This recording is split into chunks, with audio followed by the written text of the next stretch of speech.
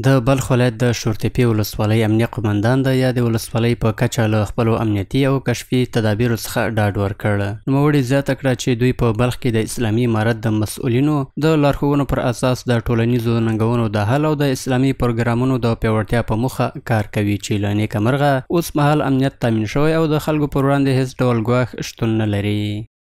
ما به تمامی ولسوالی شورتپه اطمینان میدهیم که الحمدلله پرسنل نظامی ما شب روز در خدمت ولس ما قرار دارد.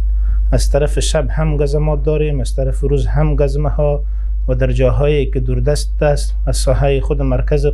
قماندانی ولسوالی دور است و جاها ما پسته های امنیتی داریم. از لحاظ امنیت در ولسوالی شورتپه هیچ مشکلی وجود ندارد.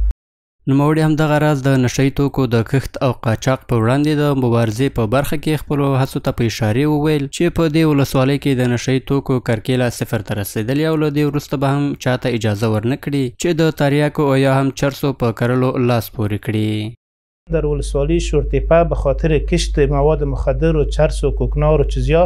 ما تماما پرسنل ما را در کوشش ماندیم، کوشش میکنن که تا فعلا بعضی کسایی که کاری ده بود تریاک یا چرس ما را از بین بردیم او به هیچ کس اجازه نمیدهیم که باز در ولسوالی شورتپه درباره مواد مخدر کوشش بکنن که خرید فروش آنها را اینجا رواج کند یا عقل و فکر و هوش مردم ما را از بین ببرد. د یادولې وړ ده چې شورتپه د بلخ ولایت یو له سرحدي ولسوالیو څخه ده او د دغه ولایت له مرکز څخه څه باندې 100 کیلومتره لرې پرته ده. د یادې ولسوالۍ ډیری وګړي ترکمن هیوادوال دي چې په کرنه او مالدارۍ بوخت دي.